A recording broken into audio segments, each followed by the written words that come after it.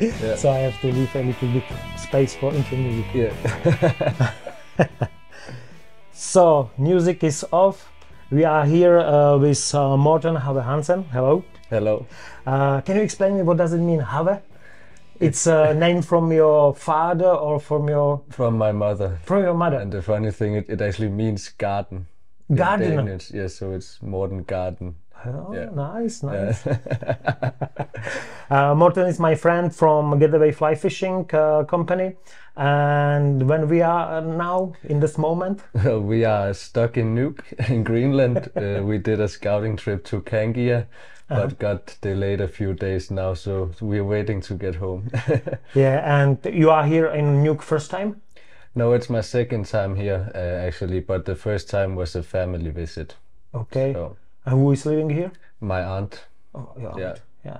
What she's doing here?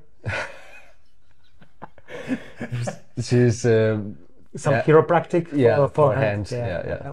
Okay. And but I mean to Greenland you are going with Getaway Fly Fishing more time. Why not to Nuuk? Because until now the international airport has been in Kangerlussuaq. Can you tell one more the name of this city? Kangerlussuaq. Kangerlussuaq. Yeah. Is correct? Public term, also kangaroos crack. Kangaroos crack. Yeah. We use this name. It's much easier for us. Yeah. Exactly. No, but that's the international airport. So, and there's only planes leaving from Denmark to Greenland to the international airport. So you have to go through Denmark to actually get to Greenland.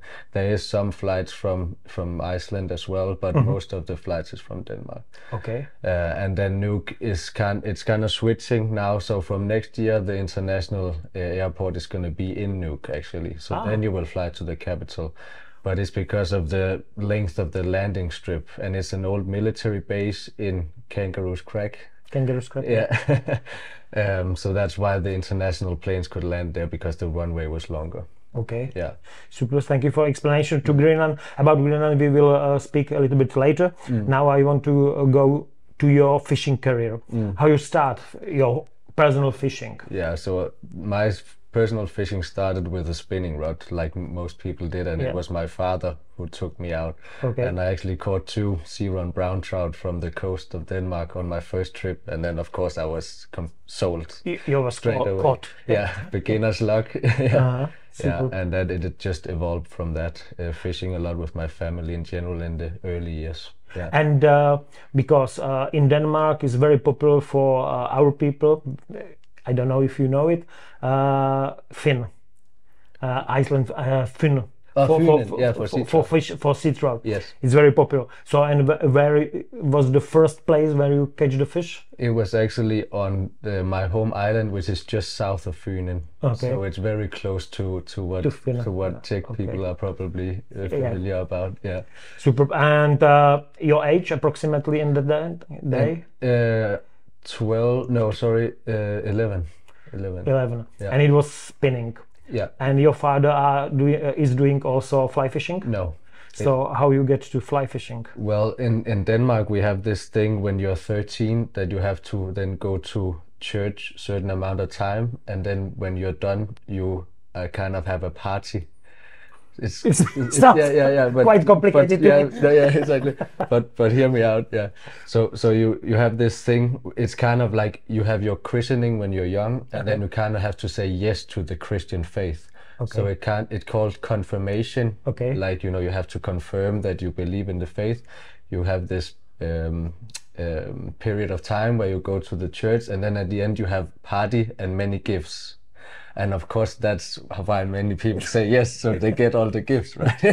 Yeah, I understand that. And then, completely by accident, this distant relative gave me a fly rod kit, beginner fly rod kit. And I have never seen it before. How they know that you are in? They know that you are in fishing. He know I like fishing, and he was just like, oh, maybe he want to try fly fishing, and I didn't know about fly fishing. So it changed your life. Yes. Oh, super. Yeah. And who gave it to you? Yeah, my mom's cousin's grand cousin. Yes, some far family. Yeah. And then I started looking into it, and then I just rolled on from there basically. So you are self-made fly fisherman. Yes. Because nobody around you, close friends or no, but then of course there was a local guy, and he was actually doing these pieces of fishing for this Danish magazine. So they had like, you know, one from Fynen, one from the other regions, and he did that page, and he was fly fishing. So he kind of took me in and learned me how to fly fish. So you meet him personally? Yes, and it was he was a friend of my grandmother actually. Yeah. Super. Yeah. So, and the big part of fly fishing, not for everybody, but for the core fly fisherman, is fly tying. Yeah. How you started with fly tying? Because I have to say that I got one fly from you, actually 2 flies from you, and it worked really well in a river where we were. Yeah. So, and it looks really nice, well tied. So how it was with you, this fly tying? Well, then when I started to get more into fly fishing, there was this school in Denmark each autumn, which is like, you know, we have an autumn break. Every school has this 1 week off, right? Yeah, some holidays. Yeah, exactly. And then it's like a 3-year course. So you have, you know, first year, second year, third year. And then there's these instructors there. And then the funny thing is later on I actually became an instructor there as well. But then I went there, and then they have these workshops where you can either make lures or you can make fly tying. Okay. So I went to the fly tying, and I learned how to tie the first one, which was just a small wet fly with some lead and some dubbing, you know. Yeah. And that's how it started.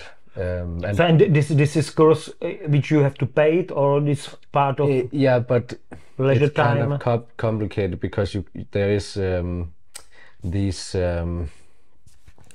there's like a Danish sports fishing agency where there's a lot of clubs that is a member of it. So there's a local club, and there's several local clubs in Fynen, for example, and then they can in Finland. Just in Finland is 7 local clubs. Several. I don't know. Several. I got 7. Yeah, but then you can kind of get support, so they can finance the young people going there. So the club actually that I was a member of actually paid for my stay there, because they want to inspire young people to do the fishing. Yes. And today it's called the Fishing Academy, and it's still going on.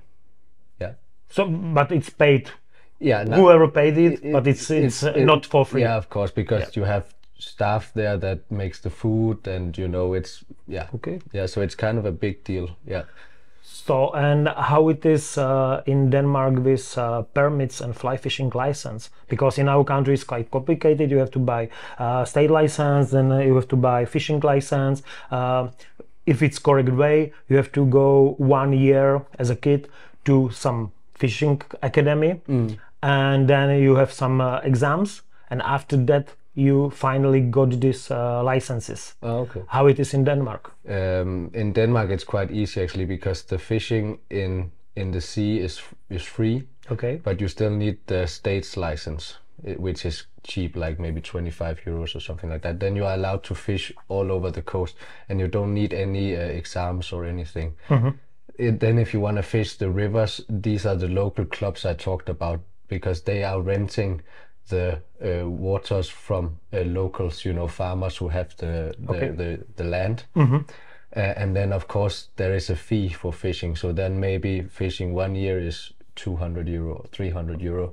And but this is only for part of river. Only that river. So if you want to fish 3 different rivers, you have to pay for each of them. Yeah. So there is no some license which covered all Denmark. No, because it is these local clubs that manage the water on each river. Yeah. And on these rivers, which species do you have? Species, fish.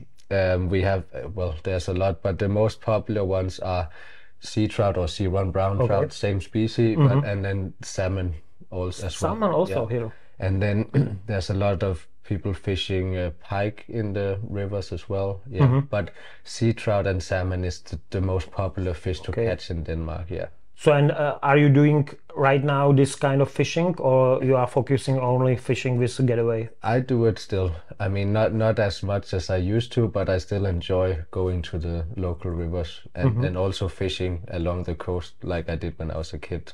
Okay. Yeah. So many my viewers ask please your guests how many days per year they spend in the water. Yes. So how many Morten spent? And that's included everything, both guiding and fishing. Yeah. Ooh.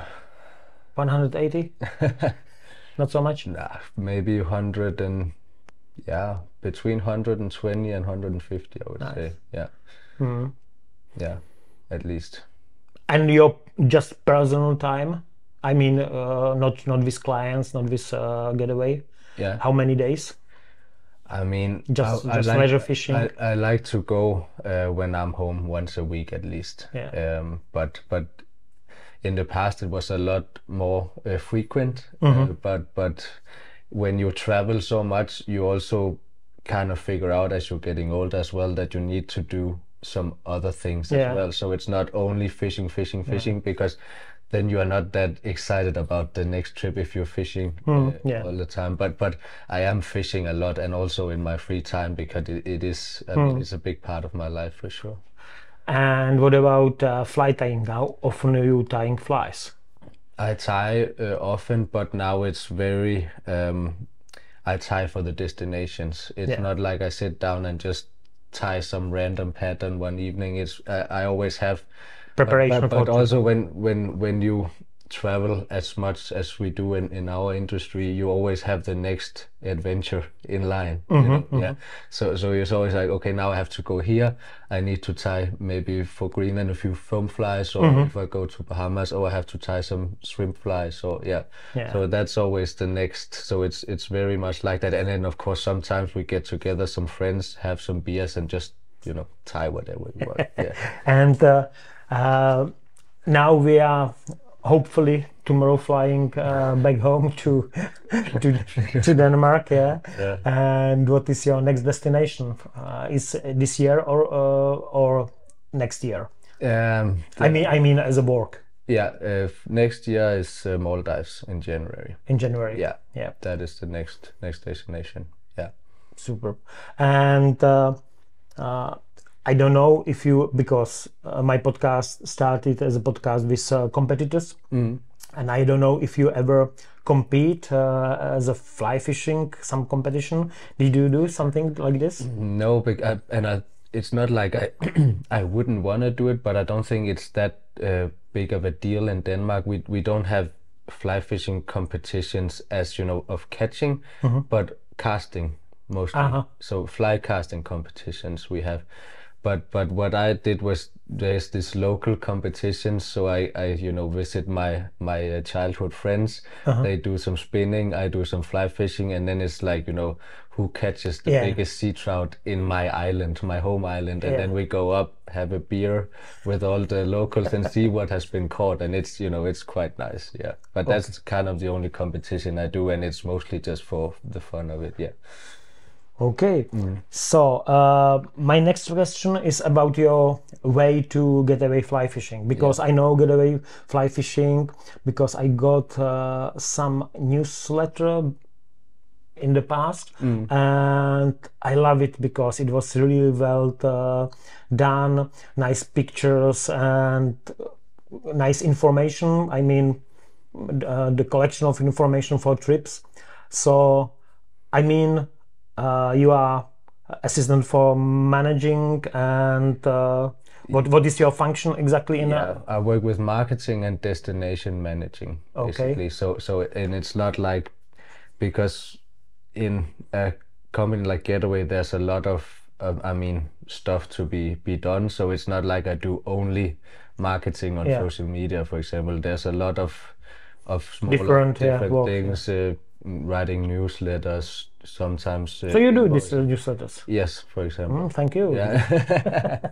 And can people, do you have some on your website, some button that you can order newsletters? Yeah, you can always subscribe through our newsletters. It's very easy. Yeah. How often are you sending newsletters? Because sometimes it's too boring when it's every day. yeah, exactly. We try not to spam people for sure. I mean, we would like to get one out every 14 days or something like that, because then we feel like, okay, then you can actually take your time to read it, and you don't feel like you're getting spammed with stuff all the way. And then if we are in a busy Greenland season, maybe there's a month where nothing is going out, but that's because we have our hands full on other ends. Yeah. So, and when I got this newsletter, probably there is written newsletter designed for mail and getawayflyfishing.com. And when I ask for it on this newsletter, it goes to your mailbox? Yes. If I like it, I will. Nice. Yeah, you can do that.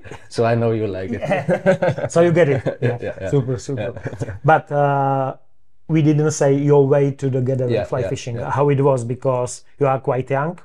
You look very experienced, and you are experienced. I saw it in during this scouting trip. But you are young. You are 28? 28, yes. So so the way to the getaway fly fishing wasn't so long, I think. No. What did you do before? So I started basically not knowing what to do, but I knew I liked fly fishing, right? Okay. And then I thought, okay, maybe I should try to explore what was in the fly fishing industry. And then I got a job offer in Copenhagen from one of the tackle shops, which a friend of mine was working in. And then I took that job, and I was working there for a couple of years, and then as a salesman. Salesman. Yeah. And then I was kind of like, okay, maybe I just control. Yeah. You just maybe. Yeah, I was just thinking, these work, because you work many days a week and you work late, and you also work Saturdays, so there's not that much free time. Then you may have one day during the week as well. But I was thinking, okay, maybe I should get some job that is more time off in the weekend, so you can have more time fishing with your friends and so on. So I started exploring other things, and then while working part-time in the shop still. So I think my total year of working in tackle shop is 5. Quite off. On off. Yeah. And then I went to the university to do something completely different, software development, writing code, because I was always kind of good at math. And then COVID hit, and I was sitting in my apartment, 8 in the morning, 8 in the evening, sitting on the computer, not only talking on the phone. And you like socializing? I saw it in Daddy's. Yeah. This is one pub in a nice bar here. Yeah, but so I thought, okay, I have to do something else. So I kind of skipped that, and then by coincidence, one of my acquaintances called me and offered me a job in Norway guiding. So like super lucky and totally the right time, because if I would still have been studying, I would probably have said no. Because because you're kind of committing to this 3 years schedule while studying, right? Yeah. But then I quit that, and then I was like, okay, now I'm free to go 3 months to Norway this summer. 3 months? Yes. And what does it mean, guiding for 3 months in Norway? Because when I'm guiding, I take people just to some locals' water. Yeah. I never been in another country for such a long time. So you were kind of rented by some lodge, or how it was? So the camp manager there was also Danish. Okay. So that's how we knew each other. And they needed a guide for that year. And then he offered the job to me, and then I came up and I learned about the river from the 2 guides who's been working there already. And then it's basically, taking clients out every day, and then dropping them off at the airport, taking the new ones in, and you're just running full steam. So there was not just for 1 day stay. No, it was for this is classical. Like 6 days of fishing plus traveling, right? Okay. Like most operations do. Yeah. So, and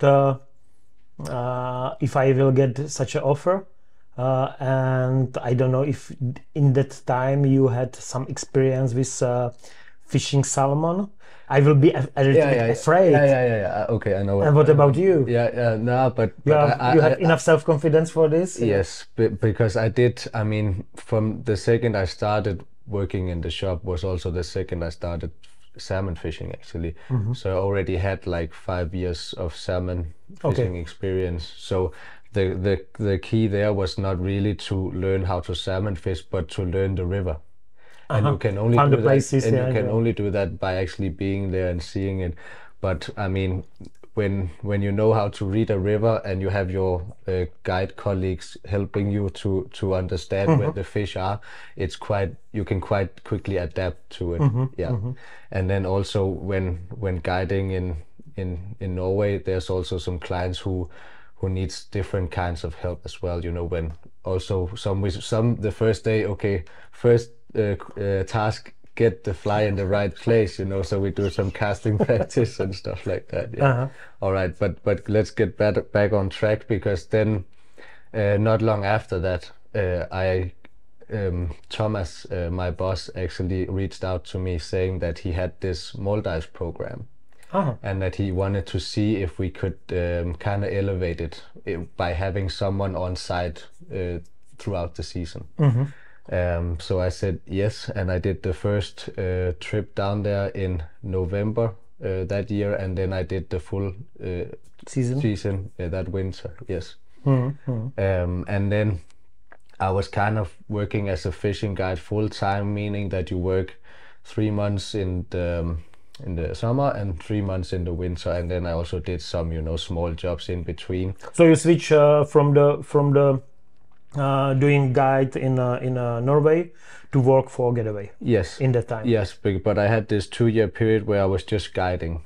So not only you weren't stuff. Yeah, you were just rented, traveling around guiding for people. Yeah, and then the situation in Norway changed, and I didn't really want to be there anymore. And I said to Thomas, okay, if you want to figure something out full time, then now is the time for me, because otherwise I will try to find another way. And that's how it then started. And now I've been working there for 2 years this winter. Yeah. And how many people is Getaway? It's only me and Thomas. Okay. Yeah.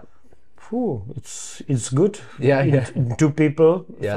So many distances. Yeah, I see. And I know, because I was here, you are doing Greenland. Yes. This is your one destination. Another destination you already talked about is Maldives. Yes. And do you do another destination? Yes, then we have the Bahamas. Okay. We have Austral Kings, which is king salmon in Chile. Then we have Camp Cargo, which is in Argentina, fishing for sea trout. And then we have actually new from this fall, Tapham again, which is Nicaragua jungle tarpon.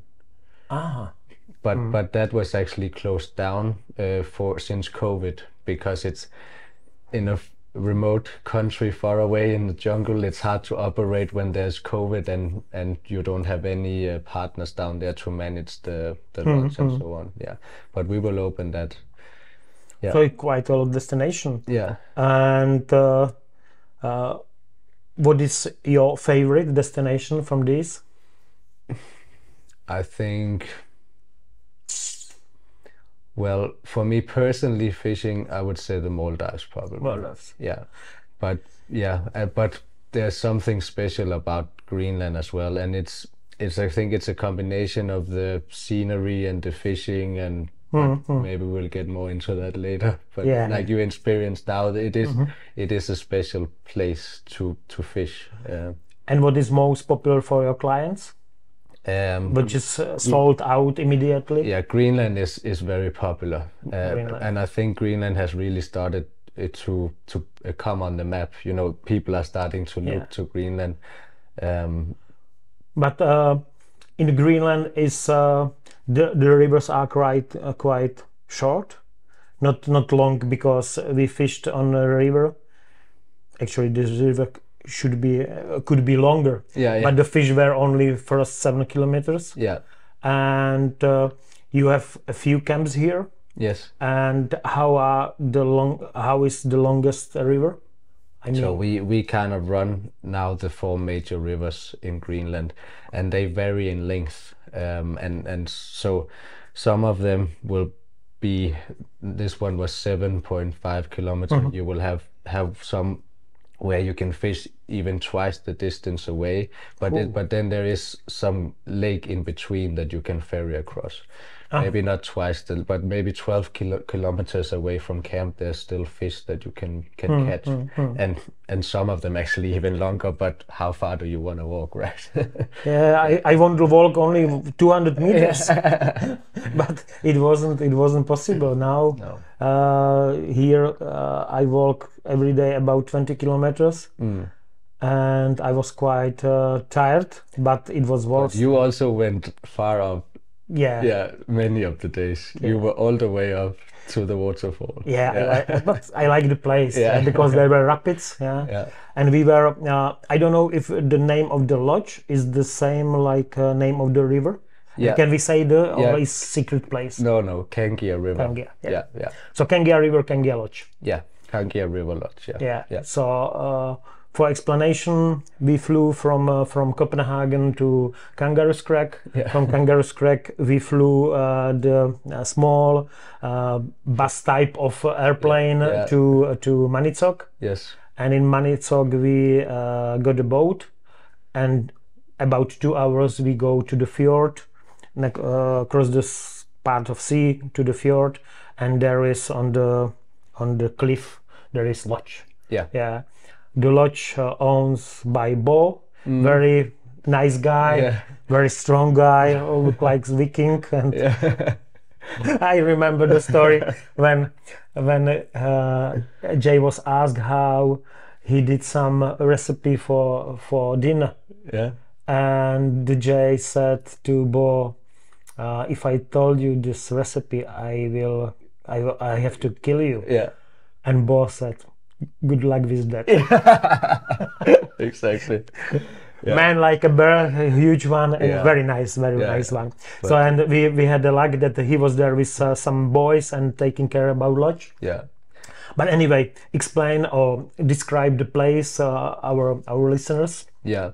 So the Kangia River Lodge, it is basically one of, in my opinion at least, one of the nicest rivers in Greenland to fish, and it was actually also my first time there this trip. But what we found, I think, was a gem in Greenland. The water was so nice and clear there, and kind of had this not like bluish tint, but it is kind of blue, and then here late in the season when the fish is red, it's just amazing. But it is the lodges where the fjord ends and the river starts in the river mouth, and then you have to hike over some hills, and then kind of the fishing start like a 40-minute walk from the camp. I think we did it one day in 30, but that was like this. First day I was really pumped. I was really fast. Yeah. Because I was full of energy. I wanted to catch some fish, but every day I was a little bit slower. But I am satisfied with my performance. Yeah, exactly. I think you did a good job. Yeah, because you are 20 years younger than me. Some of them more than 20 years. But I'm satisfied. Yeah. So for me, the river was really nice. Totally clear, no some slimy stones, but we have to say that season here is quite short. Yeah, it is. It's from July to middle of September. Yeah, it is, and in this river it's always a little more late, or it's later. The run comes later, so this one will probably be from the middle of July to the middle of September. That's gonna be the season here. On our other camps, it's usually around the 1st of July to the 1st of September. Yeah. But I was surprised, and we spoke about it with Bo, the owner, that there is nothing to do before and after. Yeah. No meaning of this lodge exactly. Before the Arctic charts are running, coming. Yeah. Then you have only snow. Yeah. What is for me interesting, the type of style of fishing there, because I caught many fish on the nymph, on European nymph or French nymph, many people call it. And I like your style, swing, this kind of salmon fishing. Yeah. Especially with your old type of reel. Yeah. That you let it hooked itself, the fish. Yeah, exactly. You let it run with the line and then you lift the rod. Yeah. What equipment for this fishing you recommend to your clients or you use? I mean, this river is kind of special because it reminds a lot of a Norwegian salmon river. If people are familiar with that, it's wider than a normal the normal standard of Greenlandic rivers, and you have these deep pockets, so it is kind of like a classic salmon river. So on this one I fished a lot with the trout spay, which is like 11 foot 3 or 4 weight with the skagit head, and that was a lot of fun. But you can fish single-handed. I fish only single-handed. Yeah, exactly. 9 foot 6 weight would probably be the right tool, because then you still have some backbone if you hook one of the really big fish that you hooked one of them actually. Yeah, I hooked many of them. I hooked at least 4, but I am really bad with landing. But I am satisfied. I got in the day when I had birthday, nice rugby ball, how call it, column, red one. So I am really happy with this trip and what I caught. But anyway, for me, it was very frustrating that you see the fish. Yeah, and you can't catch it. You can't catch it. No. It's for explanation to listeners or viewers that you see on the bottom hundreds and hundreds fish. Yes. Some of them over 70, few of them about 80. Yes. But you can't catch them. It is like, I mean, the Arctic char are more eager to take the flight than an Atlantic salmon is, but they have the same behavior. They don't come into the river to feed. They come in to spawn, right? So you're fishing on fish that are getting ready to spawn. So they, I mean, when they come up and they're silver, they will usually commit to a fly if it's presented the right way, right? So that's why we're catching also silverfish late in the season, but you will also have these fish who has been there for a long time, and that is just don't give a shit about a flash. Yeah, sure. Yeah. What is interesting that when you are fishing in British Columbia for steelhead, the more popular or favorite is to catch chromer. Yeah. The fish who is in the river a few days, maximum few days. Because then it's getting darker and change the color. Yeah. But here it's opposite way. Yeah, exactly. Yeah, because it started with silver and ended with totally red. Yeah, exactly. How it's possible? This? Yeah, it's extraordinary. The color variation from, like you said, totally silver to red is just amazing. And these redfish like we caught this week, they're so beautiful. Yeah. It's totally different. Red belly, some dots, and then the white stripe on the fins. Yeah, exactly.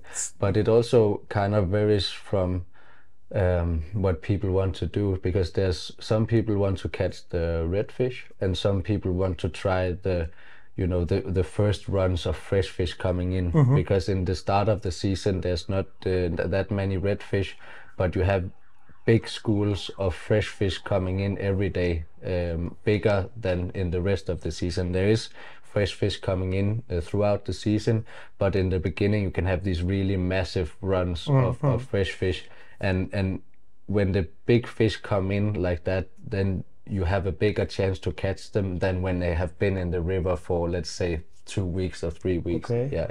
And it's true that if you catch same size silver and same size red, the silver is running really hard. Crazy. It's really different fight. Yeah. And what about the sizes, which is ordinary here to catch? Because you are speaking always in pounds or in a kg. Yeah. We can do what you prefer. Tell this and that. Yeah, okay. So I think what we experienced this week, because it was a scouting trip and we didn't really know what to expect. And the first days we had this really bright sunny weather where it was quite clear that the fishing was more difficult. So there the average size was smaller, maybe like 2 to 3 pounds. And then later in the last days we had some really good fishing on the bigger fish when we had this overcast, like what we would call in Scandinavia perfect fishing weather. Yeah. And then there the average size grew to, I would say, maybe 4 pounds, something like that. Would you agree? Maybe 5? Yeah, but maybe it's also the changing of our fishing. Yeah. Because from the start everybody wants some numbers. Yeah. At least me. Yeah. To be a little bit calm. Yeah, exactly. And then I focused more on the bigger fish. Yeah. I try to find some fish, but I like really much the place under the waterfall. It was the farthest place, so I had to go there.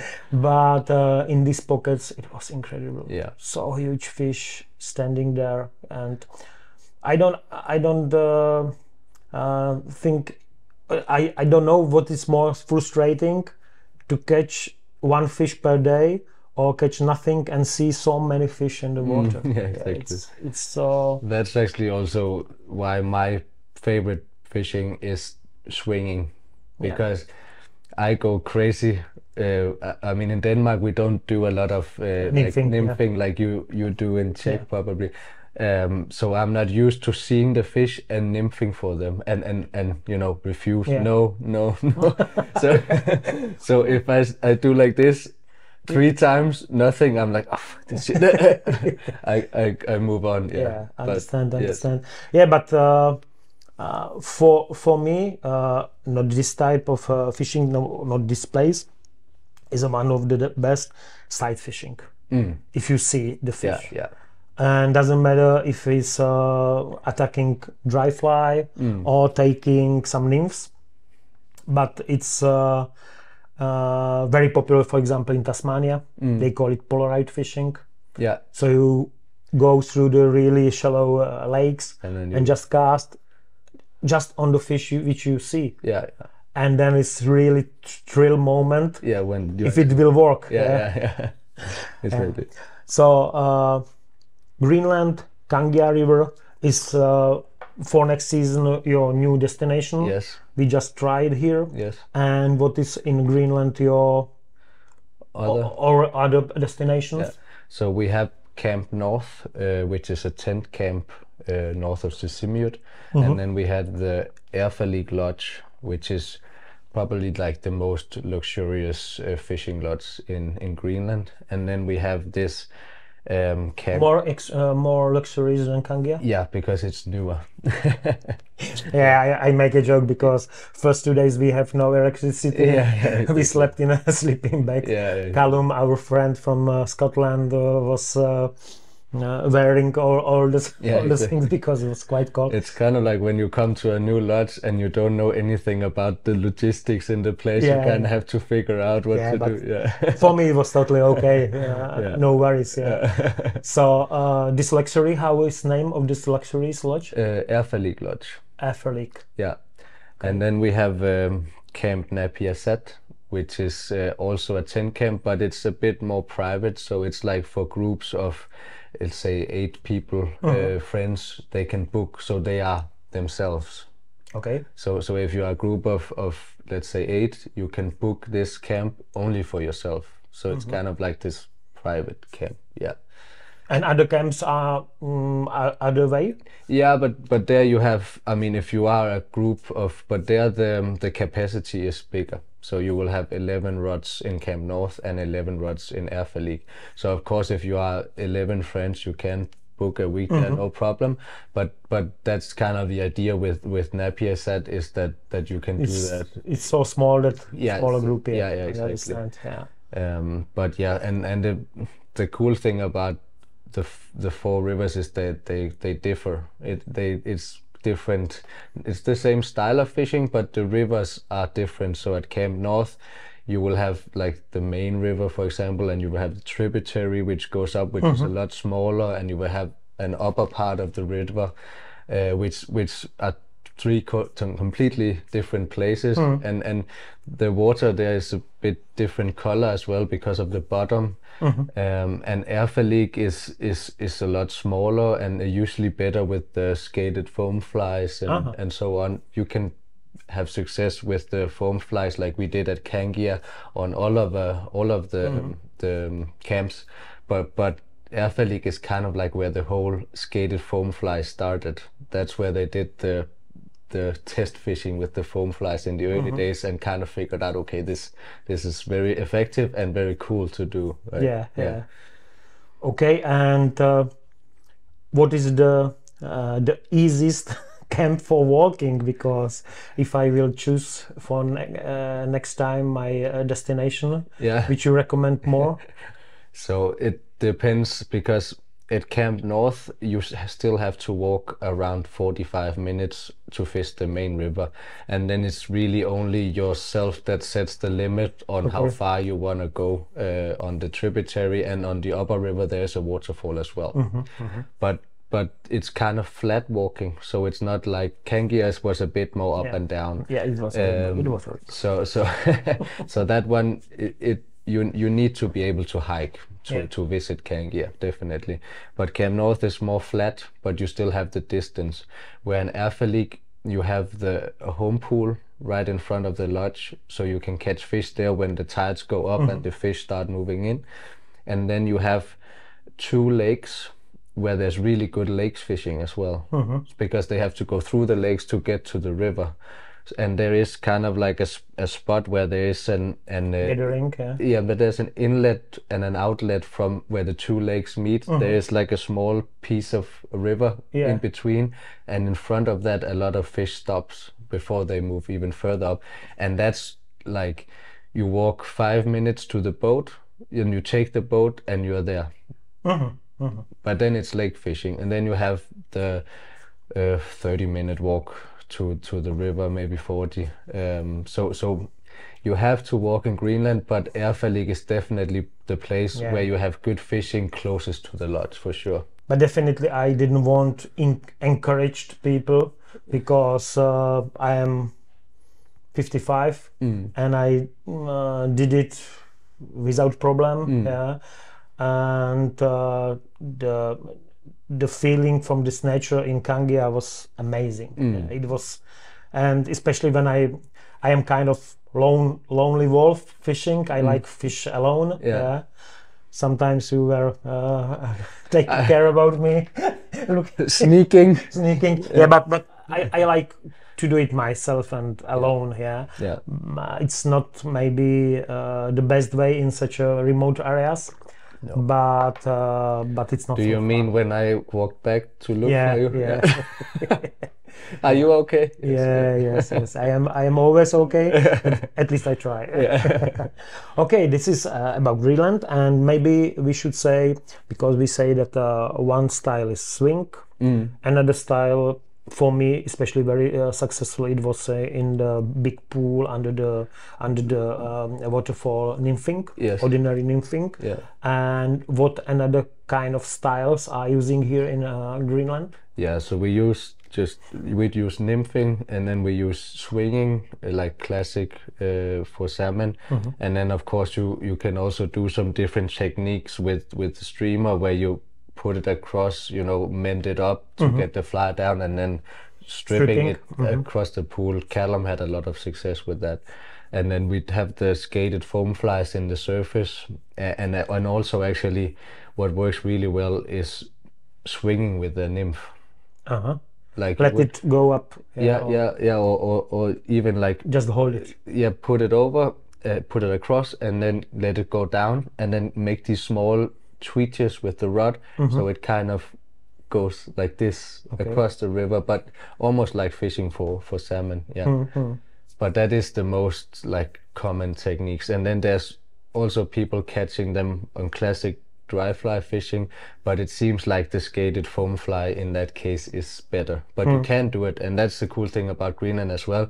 You can kind of use the method that you like. and it will work, right? Yeah, it's true, because I almost whole week fished with 6-weight sinking line. No, 6-weight, six sinking line, quite heavy sinking, with no problem, because there are no trees, no wood in the water, so you don't get stuck. So and you fished with some polyleader or some skagit? Like a skagit tip, basically a scanty tip. Different style, different. And that's the thing about Kangia, because probably the line you were fishing wouldn't work that well in some of the other rivers, because this Kangia is fast and has some deep areas, where some then it's either it's slow current deep, or it's low and fast, but Kangia actually has deep water that is fast as well. So there, for us at least, it seemed like if they didn't want to take the surface flies, you need to go down to get them. Maybe a few words about flies, which you recommend. Tell me. I mean, definitely the foam flies is always great. I mean, some days it's really good, some days it's not, but you should give yourself the opportunity to try it, because it's great fun to see them coming up and taking it.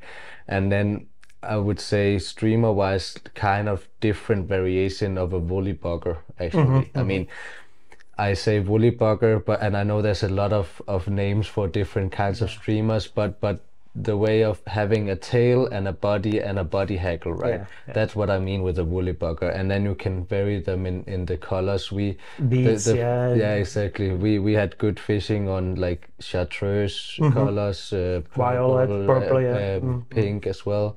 And then of course nymphs.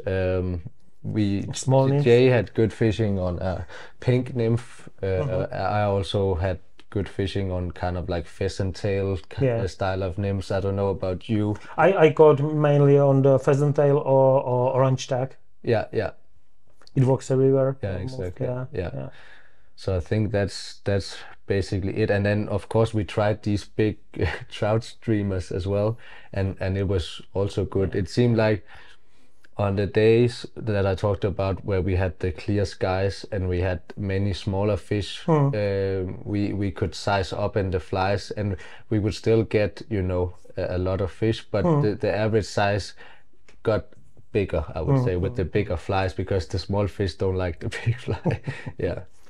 Okay, let's move to another destination. Yes. You said that your favorite is probably Maldives. Yes. So how many times you've been there? I've been there many times. I think for a total amount of time, me on site, 6 months. 6 months in total, yes. I've never been there. So can you explain me how you do the camps there? Yes. And what is target species of fish? Yes. So our concept is targeting GTs. That's what we specialize in, and that's what I'm passionate about. There's a lot of different species there you can catch, but in my opinion, you need to focus on what you want, because if you go to the Maldives, and this is my personal take on it, it is if you have too many species that you want to catch, you won't catch the GT. Because it's hard to catch the GT, so you need to be ready from morning to evening, ready with the GT rod. That's how you catch the GT. The more time you spend fishing for triggerfish, bonefish, and in my opinion, you can have, I mean, if you want to catch a bonefish, you should go to the Bahamas, because there's a lot of bonefish in the Bahamas, and the fishing there for them is great. In the Maldives, I think you should, I mean, bluefin trevally, we also target boha snapper, and even sharks you can catch as well. But that's kind of what we do, and our setup is that we have a speedboat that can take us to many different spots. Then we have a dinghy, and then we drop off people. We are 6 anglers fishing, and then I'm guiding, so I'm rotating between groups of 2. So you will be fishing with a partner, and then there will be 3 teams, and I will kind of rotate and guide between them. And then we are targeting these GT spots. And the reason why I like the Maldives and the GT fishing in particular is that it's not easy. It is probably one of the hardest fish to actually get, and it's a combination of different things. They can be quite moody, but it's also you have corals, obstacles that the line can be cut, and even if you have the fish on the hook, it's not finished. Yeah, exactly. That's where it starts, really. Yeah. So for me, and I've had some of the most crazy experiences with GTs. Tell me some of them. The highlight. Yeah, the highlight. I mean, I have two good stories. I can try to kind of cut them down quickly. My first big GT was like 97 to the fork of the tail, so maybe over 1 meter if you measure all the way out. But we measure from the head to the fork. Yeah, I know. Yeah. And I was walking there with a guest, and there was one of the guests who had a break. So my boss kind of told me, okay, take the rod and try to see if you can get one. And then we were fishing there, and suddenly these three fish just came in a wave. I put out the fly, took 2 strips, it just hammered it immediately, and then it took out, and I kind of put a lot of pressure on the brake, because you have to use full brake power, because otherwise they will run off and they will cut you off straight away. And then when I tightened it up and the fish took the first run, I remember just being dragged like 3 meters on the ground, because it was so powerful, and I thought the rod was gonna drag you. Yes. Like this. Yes. You can't imagine how powerful these fish are. That's for me is the challenge. Also, it is some species. The challenge is to get them to take a nymph, for example. But for when I'm fishing for GT, the challenge is actually also being able to, land them like that. And it sounds like it's challenge to survive. Yeah, almost. It is very hard work, and that's what. And then when you get that fish and you have been fighting like crazy and you're out of breath, it's rewarding as hell. Yeah, it is. Okay, but I got that fish, and the funny thing about that was it dragged me. Then I had 1.5 years ago. Me and my friend was fishing there together, end of the season, and we saw a GT out on the reef while coming out with the boat, and he had been fishing there the week before and he has caught some fish, so he was like, no, now it's your turn, throw the rod to me. I run, and the fish was going like this, and I went like that, and then I put out a long cast, but it was behind the fish, so I kept running, and then it's like, okay, I just have to aim directly for the head, because usually we cast maybe 7 to 10 meters in front of them, not to spook them, but I was like, okay, this is my last chance. So I put the fly out there, I took 1 strip, there was this wave coming up, so I couldn't really see what was going on. I could just feel the tension through the wave, so I just did like this, hit it like that, and then it just went, and then it went around a coral, and then I had to run, towards the coral so it wouldn't cut me off. So the fish was going like that, and I was going like this, and the coral was here. Then I came around, I got it off the coral, and then I really tightened the drag down, but then I tripped like head down, and then with the rod like this, and because the fish are so strong, it drags me in the water again. So I was like Superman in the water like that, and I was like, and I could just remember it going. I was face down in the water and just thinking, fuck. I'm gonna lose it, and then I got up again and we landed it. It was, yeah. And which equipment is equivalent for such a fish? 9 foot obviously, but like an 11 weight or 12, that's a good, not lighter than that for sure. Yeah. Fly lines, mainly floating or intermediate? Floating lines, because it's actually quite shallow where we're fishing, and that's what's really cool about Maldives actually, is that you are wading. It is, sight fishing. I mean, I think for saltwater fishing in general, that's the cool thing, like we talked about before, polarized fishing, that fish are coming to you and you cast for them and they come and hit the fly, and they do it in such a spectacular way, like they just So that's cool. It's cool to see. I've seen fish maybe 1.30 meters coming, and then your heart goes. And do you want such a fish on the rod? I don't know if we can land it if we hook it, to be honest. Another Superman style. But I definitely want to try. Yeah, yeah. Ooh, yeah. It's nice. Yeah. So, but no GT lines, specific lines, because they need a stronger core. Most saltwater lines is 50-pound core. And you need maybe 65, 70. Some even do like 100-pound core, but then you are on the edge where they get really shitty to cast. Yeah. And diameter of tippet? 1.0. 1.0. Yeah. It's like for cutting grass. Yes. Exactly. Yeah. Yeah. And what about flies? Well, it doesn't really matter, or? In my opinion, it doesn't. I mean, because the fish are quite moody, so when they're not feeding, they're not feeding. Yeah. Doesn't matter how good your pattern is. But I mean, we like black streamer flies, and with, you know, the eyes and everything, so it looks nice. But I think it's mostly for us, not for the fish, you know, because when they are hungry, they will just hammer what's in front of them when they are feeding. Yeah. And maybe not only what is front of them, sometimes it's even behind them. Yeah, exactly. Because I had such a story also in Denmark, in Finland, that I cast, and I cast like this, and I saw some swirl of sea trout. So, and I tried really fast to strip it and recast on that place, and immediately I got the hit, got the take, and it was definitely this fish. Exactly. Because they saw everything and they are fast, and I think GT are even more faster. The thing about the GT is they have such big eyes, so they can see much better than we can. Yeah. So I mean, I was guiding a friend of mine at one point, and he was because we had some overcast weather, we were at a hot spot, and I was like, okay, we can't really see that much now, but I think we just do a couple of blind casts just to make sure that we covered the area before we went.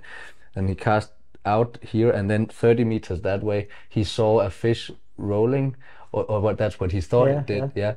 And then it was actually going for his fly. It wasn't hunting something over there. It was start. It's the start. And then the second, he was just like, oh, did you see that? And then poof. So they can travel, I mean, 30 meters like that in no time. Yeah. And in Maldives is group of 6, you said? Yeah. Yeah. So same place you are going, or do you have also different camps or kind of this? We try to move around tactically, also because the GT fishing is not like any other style of fishing, because they are very sensitive to fishing pressure. So if you fish the same spots all the time, the fish will know.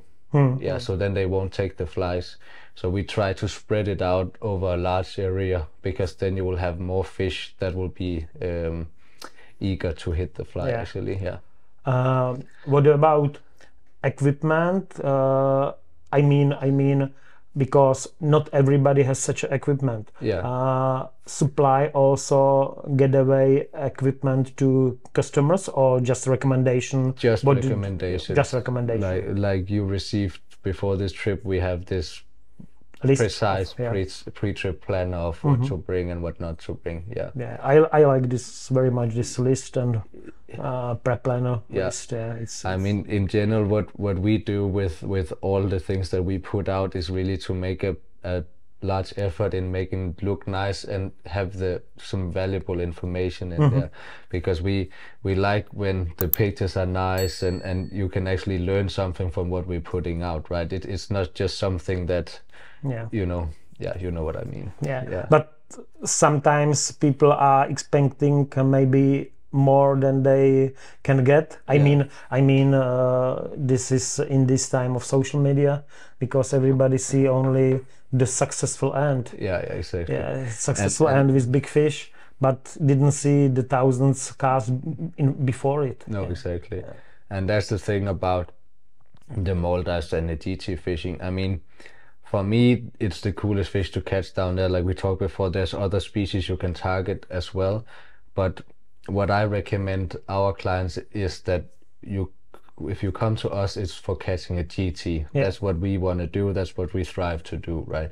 And then you spend all your time focusing on that. And when you're fishing for GTs, there's still bluefin, trevally, and snappers coming. So it's not like you're only waiting for the GT. You can catch other fish with the same flies as well. Yeah. But if you stand with an 8-weight and a small crab fly and the GT comes, you have no time to change. You're done. You're done. Yeah. And maybe, I mean, usually you have quite some chances during a week. But what if that was the fish that you would actually have landed? Yeah. You never know, because the next one you can hook, it can go line and the fish is gone. So yeah, the more fish that you present your fly to and hook, the more chance you have of actually getting one. And for me, the goal is to get a GT when you go to the Maldives. Some clients catch 3, some catch 1, some catch 0. Yeah. That's the way it is. It's the fish. Yeah, exactly. Yeah, because many people expect that they will catch many fish, yeah, and sometimes it's only successful and that you have some hit, yeah, that you have some take. And the GT, it is kind of like one of those species where you just have to be, okay, I want to catch a GT. I mean, don't expect to go on a trip and catch 10, because that's not gonna happen. Not even me, you know. Yeah. And how many GTs the most catch in a one trip client? The number, I mean. What is that? 3, 4? No, more. More? Yeah. But we have, on some trip, we have a host. Also my friend, actually the guy who threw me the rod. I think he caught maybe 8 in 1 week. But he's been there so many times and he knows the fishing so well, and he's fishing with his friend and they are fishing like a team, taking turns, and then one casting, and one is ready to help him. Yeah. So they work really good together as a pair, and they land a lot of fish because of that. They are not 2 individuals; they are a team. Yeah, I saw some videos on Instagram that you have some knots on your fly line, and then and it breaks all your eyelets. Yeah, exactly. Yeah, it's 8 fish, 10 fish. It's okay. Yeah, but some people get skunked. Yeah, but it's also like if you come to Maldives and you're not a decent caster, you will have a disadvantage already, because then the first step is to actually learn how to cast with these heavy tackle, right? And if you're not a decent fly caster, I would say, I mean, in general, I would say if you haven't done any saltwater fishing before, I would recommend that you do a bonefish trip first. Okay. Because you do it well. At first you sell Bahamas, then you sell Maldives. Okay. No, but that's also how I did it, actually. I went to a bonefish trip many years ago. That was my first saltwater trip, because you learn to walk the flats, and you learn how the fishing is. You learn the warm temperature. I mean, there's a lot of things, and again, GT fishing and bone fishing is not that similar, but it's just like that tropical feeling of fly fishing, and also the wind, and you have to be able to cast pretty. Do you cast with both hands? Only not for fishing, only when practicing, but then I cast like this. Yeah, but backhand. Yeah. Because when I spoke with my big friend Martin, and he said to me that he was on Cook's Island, somewhere down there, and he said that guides there, everybody can cast both hands. Yeah. Because of wind. Yeah, exactly. Yeah. But you learn how to deal with the wind. But my point was just, if you are a decent fly caster, then you have a lot better chance of actually being able to put the fly on the right spot when the GT is there. And if you do that, if you put the fly in the right spot, in most of the times you get a chance. At some point you will definitely get that fish. I mean, I would say in general there has been exceptions, of course, but like if I can pretty quickly on the first or second day, I can see, okay, this guy is probably and gonna, it's not. Yeah, no, but then it was like, okay, these guys will probably be able to land the fish on their own, and these guys probably need some help. Yeah. Yeah. Okay, this is Maldives, Yes. and you said that maybe before Maldives, Bahamas. Yes. This is your destination for bonefish. Yes. A few words about this, about this destination. It's Acklins Island, which is the southern part of Bahamas, and it's kind of a unique bonefish program because it's partly self-guided and like Greenland, right? So there will be a host there to explain to our listeners what does it mean, host. Yes. So a host will mean that you will have a guide traveling with you who has been there before, know the spots, will organize the day, divide the water, all these kind of things, right? So basically a man who is connected to Getaway that knows the drill of the destination. Yeah. Okay. So he will kind of help also if someone hasn't done any bone fishing before, he will probably fish with them on the first days to kind of get them into it. But then you have cars that you can use, and we have kayaks, and then you can sail out to flats, and we have like detailed maps where you can see, because about the bone fishing, there's a big difference if the water is like this or it's like this. Because if it's like this, the bonefish is not there, of course, and if it's like this, they are. But if it's like this, they are not either. So you have to hit that in between, the perfect water level. That's the key when bone fishing. It is to hit the perfect water level you are walking in. If you're walking to your knees, it's too deep. If you're walking to ankles, maybe too shallow. Yeah. So you have to find perfect around the middle of the shin. That's kind of the perfect depth. So that's why our maps is so important, because then you will have a red circle, a yellow circle, and a blue circle. Then it's like, okay, this is for high water, this is for low water, this is in between. So you can kind of make a route on the flat. So you will be fishing most of the time where the fish should be, right? And then we have guides down there that you can book as well. They will take you out on a skiff. So it's not like you can't get a guide, but it's not that we don't have, not necessary, it's not guided every day. And for many of our clients, and we have actually on that destination a lot of people who do it, each year, repeat clients, they like it so much because they can totally control what they're doing. They can make their own program. I want to fish with my friend these 2 days, 3 days, then maybe we go out with a guide on a boat, and then we fish 2-3 days, ourselves again, just with the car driving around or with the kayak, and the flats are so big that you can walk whole day, same flat. Some of them are that big.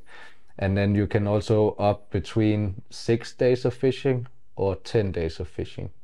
So if you're down there already and you want to fish more, you can pay a little extra, and then you get the 10 days fishing. Yeah. So that's a good, it is kind of like you can totally make your own trip. So if I understand correctly, yes, I am there 5th day and I call to Morten. No. You have to choose before. Before, yes. Okay. Yeah. More 10 days is, and do you do some people with wives? You can do that, but it's quite kind of a remote island. So, if she likes laying on the beach, and we can do it.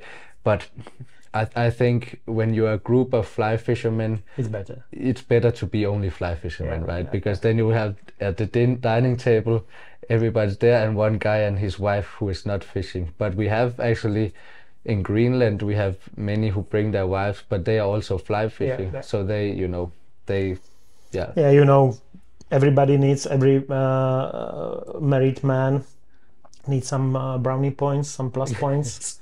So I was thinking about this because taking my wife here, it's not really a good idea because she doesn't like cold weather.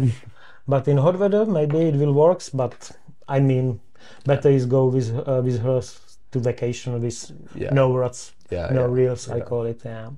Anyway, in Bahamas, how many people? Our group? 8. 8 people. Yes.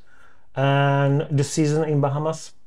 It is from around the 1st of November until actually all the way through April. But we usually do couple of groups in the autumn before Christmas, and then we do groups from January to March. Okay. Yeah, that's the high season for us. And we didn't say the season for Maldives? Maldives is January to March. Okay. Yeah, and it's not like you can't fish in the other months, but that's, first of all, the wind has to be correct to fish in the Maldives, and then you have to have as much sun as possible. So you could run into April, May, but you will get a lot of cloudy days. So we kind of run a short season to make sure that our clients has the biggest chance of sunny weather. Yeah, sunny weather is important for spotting fish to the water. Yeah. And maybe we didn't say the season in Greenland. It's July, August to middle. I think we covered that. Maybe shortly we will say about, because these 3 destinations are the most popular, I think: Greenland, Maldives, and Bahamas. Yes. And a few words about Chile and this other. Yeah, I mean, Chile, the thing is, the last 3 I haven't been there myself, but I can just say a few things. Chile is, big double-handed rods, big fish, like up to 60-pound king salmon, and a lot of fish around 40 pounds. Camp Cargo in Argentina is sea trout fishing with either single hand or small double-handed rods. And it's also for there's 20-pound fish caught there each year, and many around 11, 12 pounds, and of course smaller as well. In Nicaragua, it is same setup as in the Maldives, big rods like 9 foot, 11, 12, and it's big jungle tarpon, and really big, like up to 200 pounds even. 200 pounds. Yeah, but many around 100 pounds. Oh. Yeah. And also there is snook and other species as well, but it is the tarpon that you're targeting, and it is from the boat, and then you see them hunting mullets among other things in the surface, and you put the fly there, and I saw some mullets flying around when the big tarpon was attacking them in Mexico this year. It was exactly. It's incredible. So that's I hope that these are my next adventures. Okay. And do you have on your website, I mean, Getaway Fly Fishing website, do you have such pictures from these trips? Yes, I mean, we are in the middle of September now, and now is actually the time when we are launching, but I got permission to say it in your podcast about the tapam, because it's not official yet, but we will launch it this fall. So during the next 2 weeks we will have that up and running on the website as well. So super. It's very it's so new. This is very special in the podcast. Super. Love to hear it. Another question: when I am going away from Getaway fly fishing, your favorite equipment which you use? What? I mean rods. Brands or? Doesn't matter what you say, because I'm asking always on podcast, if you are going to the river, which rod do you take? And many people will say 3-weight rod, for nymphing longer, for dry fly shorter. Doesn't matter on brand. What is your favorite? My favorite rod to fish in general is probably like a 9 foot 5-weight, something like that, because you can use it for so many. You can use it for Greenland, you can use it for all the fishing in Denmark, even coastal fishing you can use it, and for river fishing as well. And for me, working in a tackle shop, I tried a lot of different brands, a lot of different rods, and there are no bad fly rods. I mean, they are all good, right?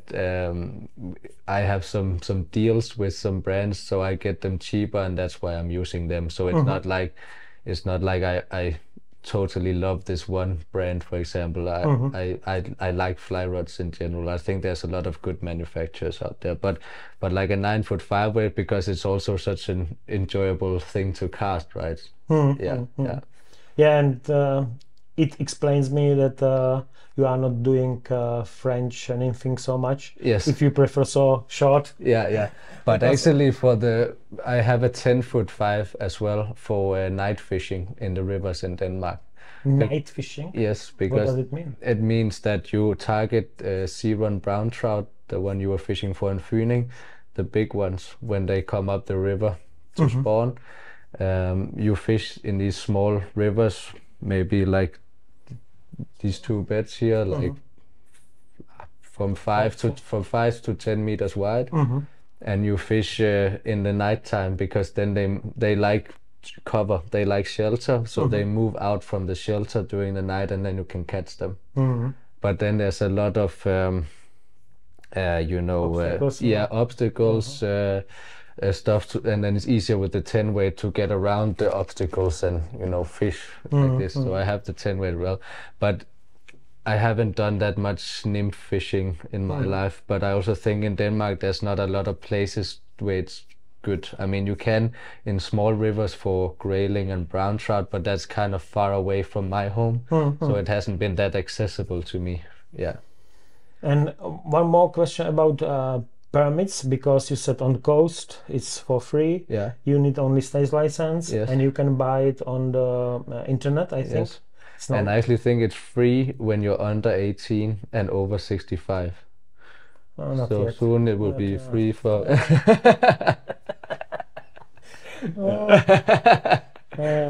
Stop it.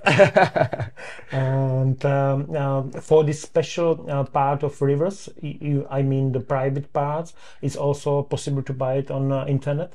Yes. Because I'm asking about it because I think the people are doing things which are easier. And in our countries, I talk about it many times, so complicated by licenses and permits. I don't understand why it's not on internet, everything. And almost everywhere when I am asking, it's possible to buy it on internet. I think for the last couple of years they have made a platform where you can buy all the licenses in one, so you can kind of say, okay, I want to fish this river, and then actually it gets a little complicated, because then in one river you could have 3 different clubs which have different parts of the river. Yeah, but so you have to choose one club to be member of that, and then you are allowed to use the private water for the members. But if I am a foreigner, yes, can I go on this river? Yeah, you just have to buy the special license for foreigners. But they're not like foreigners. No. It's not like this. No. Okay. Yeah. So now I have the speed answers. Yes. What is your favorite dry fly? I mean, foam fly. Foam fly. Yes. I expect. Yeah. Explain to listeners, what does it mean, foam fly? Yeah. So it's basically a surface streamer. Yeah. You tie in the tail of either marabou, fox, and then you have like 2 layers of 2mm foam and some kind of either dubbing or chenille body, and then because you just want it to be so easy floating, like you don't want it to sink down and then it's getting on the surface. It's like woolly bugger with foam back. Exactly. Yes. I make it easier because I put there these valves for boobies for the special flies, and it works also. But I was surprised that here in Kangia river I caught many fish from the surface when I strip it like this with rod up, but also with sinking line when it works in the water in the deeper moving parts. Side to side instead of up and down. Okay, your favorite wet fly? I don't use wet flies that much, but we have this pattern in Denmark, which is a small like tail, a butt, and then you have 3 hackles there's call it Ulsok. Ulsok. Yeah, Ulsok. it is a Swedish pattern, but it's very popular in Denmark as well. And there's a lot of variations also for coastal fishing. So if I use a wet fly, it's usually some kind of like this, but I don't have one pattern. Different variations. Yeah. Your favorite nymph? Pheasant tail. Pheasant tail. Yes. Your favorite streamer? The different styles of woolly bugger. Yeah. Okay. Your favorite style of fly fishing? Of fly fishing, swinging. Swinging. Yes. Okay. Your favorite river? Swinging / saltwater. Okay. Yeah, yeah. Your favorite river? Hard question. I mean, I think Kangia is definitely up there. Yeah, it is, because I was very high. Yeah, because I was quite surprised how different it was. Not that the others are not, but it's very special with the clear river and the fast water. It reminds me a lot of where I used to work in Norway. So maybe the Kangia actually. Okay. Yeah. Your favorite lake, but for you it can be sea. Yeah. Well, I haven't done that much lake fishing. We have actually quite some lakes in Denmark, but then we do pike fishing there. I did it in the river instead. Yeah, but if I should say an area, it would be the coast around Langeland, which is my home island just south of Funen, because I know all the spots there, and it's always nice to come back and then okay, if there's a fish, probably it's around here and around there, and so on. It's good to know. Good to know. Now I have question because everybody thought that my guests are perfect, but sometimes you have some fuck up. Yeah. Even Morten had maybe some fuck up. Do you have some problems which you, I mean, something lost, something broke during fight, during this and that? Can you remember for such a thing?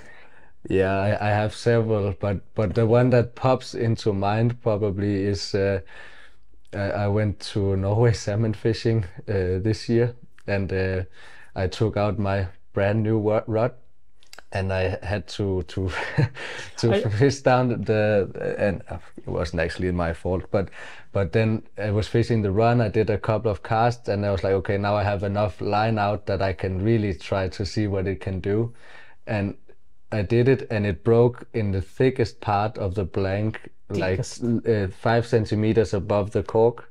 And it was like, a thunder going through the valley, and I almost dropped the rod because I got so scared. It was, fuck that. That was scary, but I'm sure there is a lot of fuck ups, but yeah. Another question. I didn't tell you when we make before some preparation, but I ask my guest also, what fish jump to your mind when I will say unforgettable fish? Yeah, I think it was my first kind of saltwater experience, which was on a family trip in Florida. And I rented this guide just for half a day, and we went out where the Everglades meets the Mexican Gulf. Yeah. And there's a lot of tarpon there, and they were rolling in the surface, and he was pulling in the skiff, and I was in the front, and suddenly there was this big tarpon, and it was my first time even casting a 12 weight, right? Somehow I got the line put out in front of it, and it came up, and then it missed the fly where I could see the whole fish maybe like 15 meters in front of me. It turned around, and then it just engulfed it right in front of me, and that just took 100 meters run, and just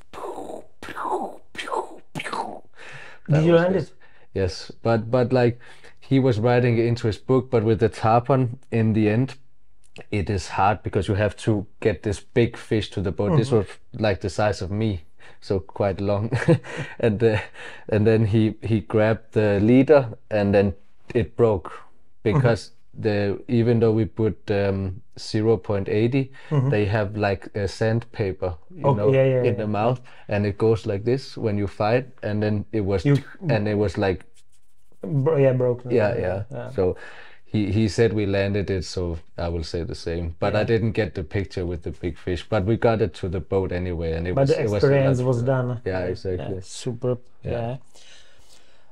Some tip for rookies. Yeah. If you recommend something for newbies in fly fishing, what do you recommend?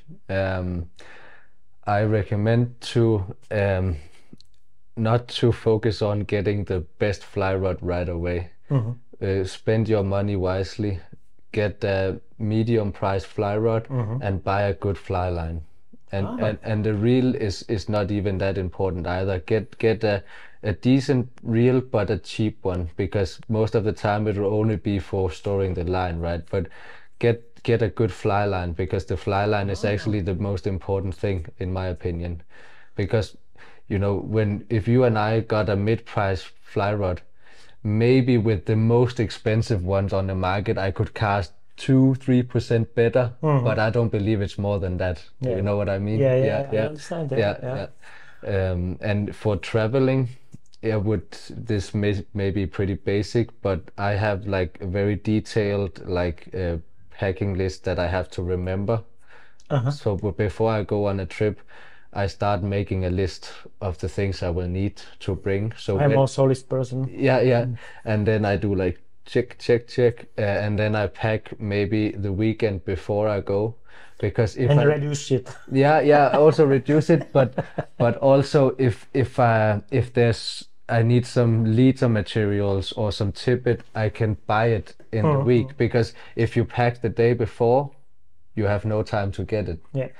And also to be smart about weight reducing. So if you have 4 rods, I have this you can buy in the in these hardware stores, where Hornbach, Bauhaus kind of this, yeah. They have these like PVC tubes, and you can also get like cups you can put on the end. So I do that, and I can carry 3-4 rods in that. Maybe you have as well, but I show you. Yes. This I have from my friend. You have professional one. Yeah, but I have professional one with my name, everything. Yeah. Yes. But look. Yeah. Holes. Yeah. So, and it's from this market. Yeah. But my friend make a holes to this. Yeah. And it's lighter. Yeah. It's nice. It travel around world with me. Because 10 years. if you carry your rod tubes like you get them from the shop, you will be using maybe 1-2 kilo just for that you can save with this. And also, if you have problems with weight limits, there is some airlines that only allow 20 kilos of luggage. You can also decide to travel in your wading boots, or even carry them in your hand luggage. I do it also. Yeah. Now I am drying my boots. Yeah. Yeah, but that's a good tip as well. And also there's all these kind of travel organizers you can get that is lightweight. So you don't, when you have your bag, I try to keep mine organized, so I know where all the things are. I always carry like now I just have this bag you open, and it just have 2 storages on each side, but with loop kits, line management, line cleaning, and stuff like that. All kinds of materials that you can use if you are in the shit, multi-tool, and so you are not in a destination somewhere and you don't have stuff to kind of repair your kit. Yeah. I like also to be well organized, and the organizers. But what I found, when I am over the weight, I have these organizers. Yeah, exactly. You have to find really lightweight ones, and you can get that. But of course, if you should definitely throw the organizers away first. But there's nothing worse to get to a destination and all of your stuff is like this mishmash. Yeah. I like when we are about weight this this duffel from because it's only 3 kilo. When I had old one, it was 6 kilo. And if you have 20 kilo limit, 6 kilo is quite a lot. Yeah. You have from Sims, I think, the big bag. Yeah, duffel. Yeah. Did you weight it? I think it's quite light, maybe even 1 kilo or 1.5. It's maybe. good. Yeah. But I have to carry it. You can just. Yeah, I have big wheels. Yeah. Okay, and this is the last one. Do you have some hack on vest, or we actually here we didn't have any vest, but do you have something that you your invention? Probably not my invention, but one thing I don't for salmon fishing or river fishing, I have a vest if you need a lot of different flies and stuff like that. But when fishing, for example, here in Greenland, I would like to go as lightweight as possible because you have the hiking you have to do. But there I have like a keychain thing, and then I have my plier, hook sharpener, and a nipper. And that's always around my neck. So if I have exactly. So if I need my plier, it's always there. Some have it on the vest, or some have it on the waders. But I like that all three things are together here always. Yeah, I use it for like fishing. Mainly. Yeah. Sometimes it's problem because the fly line is going around this. Yeah. but it's a good recommendation. I like and it. Also because then it's not in your pocket somewhere and you have to find it. It's always right where you need it. So you just pull it up, take it out, and then back again. Good tip here is in Greenland, take just cap with you. I mean a cap for drinking water. Yeah, exactly. Yeah, actually we got the present from Getaway. Yes, Thank you once more. It was nice. So you can drink water just from the river. Yeah, the water is probably as clean as it will be. Yeah. And maybe one more question about because we hiked here a lot. And I did some vlogs and I put it on already on my platform, and there was some question about the boots. If you are wading, doesn't matter what you have for boot, but if you have combination of hiking, wading, what kind of boots will you recommend, and what kind of boots do you use? Yeah, so I mean, I use the Sims flyweight, but the one you have, the Patagonia lightweight one, is a great option as well. It's the name. Yeah. No matter which brand you use, it's just a Vibram sole and lightweight boot. Because if you have a really heavy boot, like the heaviest Sims or the heaviest Patagonia, you will be dragging the extra weight up and down the river all day. And the terrain is not that rough on the wading boots, so it doesn't matter if they are rugged. I mean, they can be lightweight, it's no problem. So lightweight definitely is the best. Yeah. Maybe this is the reason that David not fish all days because he had really heavy boots. Okay, Morten. Yes. That's all. Thank you. Thank you very much that you came to my room. 405. I will always come to your room. Thank you for having me. Thank you very much, and see you in a few moments on lunch. Toto byla kompletní epizoda podcastu. Bye. Díky moc podporovatelům a mecenášům za to, že jste si koupili předplatné. Moc si toho vážím. A abych vám vaši přízeň oplatil, chystám další bonusy pro předplatitele. Mějte se krásně a u další epizody se moc těším.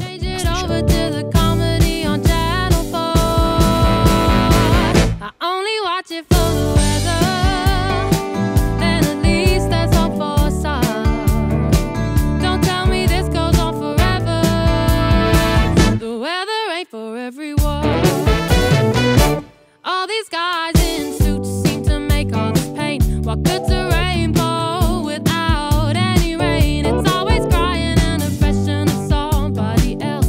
Change the channel.